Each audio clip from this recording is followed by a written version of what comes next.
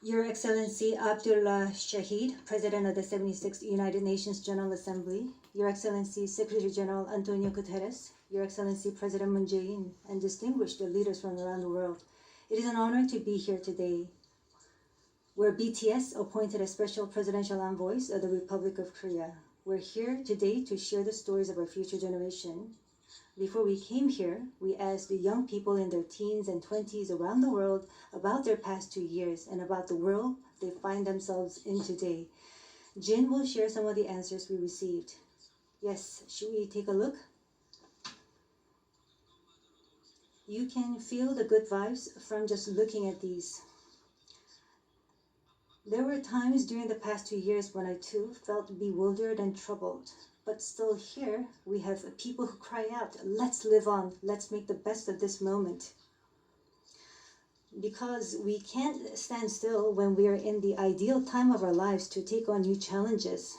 It wasn't as if we could blame anyone, and you must have felt the frustration. Here I'm the same as I was yesterday, but the world changed like we were transported in a flash to a parallel world. I was saddened to hear that entrance and graduation ceremonies had to be cancelled. These are moments in life you want to celebrate, and missing out on them must have been upsetting. We were heartbroken when our long-planned concert tours were cancelled. And for a while, we yearned for the moments we wanted to make complete. Yes, it was a time for us to mourn for the things that COVID took away from us. A time to discover how precious each and every moment was taken for granted were. Suga mentioned the precious things were taken for granted, and lots of people answered our question by sharing pictures of their precious moments. Many people showed how they share their moments with nature. I think during these 2 years, they found dear the time they experienced and care for nature. Yes, but maybe because we feel an encroaching sense of dread that our time on this earth is limited, we just talked about the things we mourn, and I shudder to think about mourning for the earth. Everyone agrees that climate change is an important problem, but talking about what the best solution might be, that's not easy. It's a topic that's tough to make conclusions about.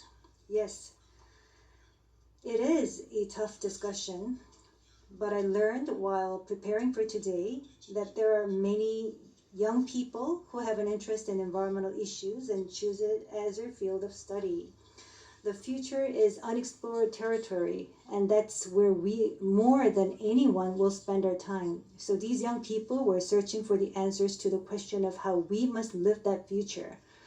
So I hope we don't just consider the future as grim darkness. We have people who are concerned for the world and searching for the answers. There are still many pages left in the story about us, and I thought we shouldn't talk like the ending's already been written. Of course, sometimes the world seems stuck in place even if you're ready to go. Sometimes it feels like you've lost your way. There was a time when we felt the same way. I've heard that people in their teens and 20s today are being referred to as COVID's lost generation. That they've lost their way at a time when they need the most diverse opportunities and must try new things. But I think it's a stretch to say they're lost just because the paths they tread can't be seen by grown-up eyes. Yes, take a look at these pictures. Here we have many who are trying hard to continue their friendships online in new ways, start learning new things, live healthier lives. I'm sorry, excuse me. 네, 새롭게 공부를 시작하고 더 Yes, these kids are trying to learn new things and trying to figure new things out. They don't look lost. They look like they are finding new courage and taking on new challenges. I think that's why instead of the lost generation, a more appropriate name would be the welcome generation. Because instead of fearing change, this generation says welcome and keeps forging ahead. That's right. If we believe in possibilities and hope, even when the unexpected happens, we will not lose our way, but discover new ones. There will be choices we make that may not be perfect, but that does not mean there will be nothing we can do. That's what I think. What is important are the choices we make when we're faced with change, right? Some of you heard the news that we're coming to the UN, and a lot of you were wondering whether we have been vaccinated. And I'll take this opportunity to say yes. All 7 of us, of course, we received vaccinations. The vaccination was a sort of ticket to meeting our fans waiting for us and to being able to stand here before you today. Just like we said in our message today, we too are doing the things that we're able to do right now.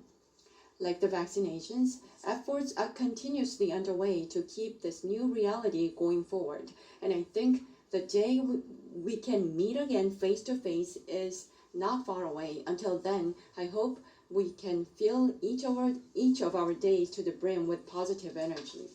We thought the world has stopped, but it continues to move forward. I believe that every choice we make is the beginning of change, not the end. I hope that in this nascent new world, we can all say to each other, welcome. And now, as we look forward to this future, the permission to dance is our message of welcome that we want to share with everyone today.